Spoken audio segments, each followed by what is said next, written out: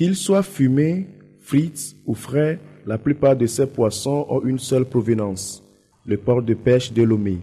Ici, l'ambiance qui règne n'a rien à envier à celle d'un marché digne de ce nom. Ces bonnes dames se bousculent pour vendre ou pour acheter des poissons fraîchement ramenés de la pêche après un parcours de combattant des membres d'équipage.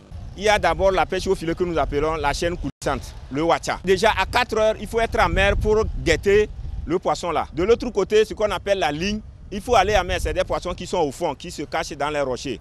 Donc là, on a 4-5 jours à faire en mer. Il y a d'autres techniques de filet qui prennent les dauphins par exemple. Eux, ils partent le soir pour revenir très tôt aussi le matin.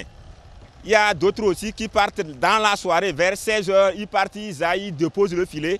Et demain matin, très tôt, ils retournent, ils le récupèrent avec les poissons. La pêche est complexe, puisqu'elle requiert des aptitudes exceptionnelles. Surtout que les pêcheurs pratiquent encore un système de pêche assez artisanal. Mais bien plus, le matériel de pêche, pirogue motorisée, filets de pêche et autres, coûte extrêmement cher. Aujourd'hui, quand tu vas avoir une pirogue de 18 mètres, par exemple, de long, et de 2 mètres de large, il faut aller dans les 6 millions. D'ailleurs, même le bois de la pirogue là ne s'achète pas au Togo, c'est au Ghana que nous l'achetons. La petite pirogue, il faut moins de 4 millions. Il y a les différentes catégories, il y a les petites, peut-être qui prennent 2-3 personnes, qu'il faut acheter à 1,5 million, 20-25 personnes qu'il faut acheter à 6-7 millions. Le moteur, lui, elle est à 2,5 millions. Maintenant, le filet, c'est le gros lot même ça. Parce qu'il faut de différentes nappes de filet pour constituer tout ce qu'on appelle le filet. Un filet complet d'une pirogue de grande envergure, il faut au maximum 15 millions. La complexité du travail exclut de facto les femmes de l'équipage des pêcheurs.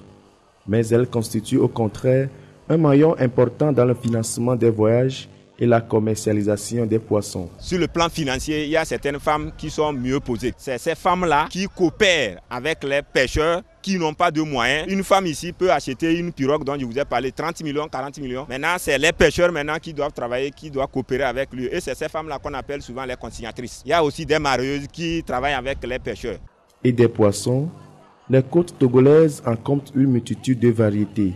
Nous avons des différentes espèces de poissons. Nous sommes dans le moment de anchois. Anchois, c'est ce que nous appelons abobi. Makero, c'est ce que nous appelons zandou. Aran, c'est ce que nous appelons manvi. Ngogba, c'est ce que nous appelons fofo traditionnellement. Les karang, c'est ce que nous appelons pampan. Les siyi, c'est ce que nous appelons sencha. Les dorades, c'est ce que nous appelons sika-sika.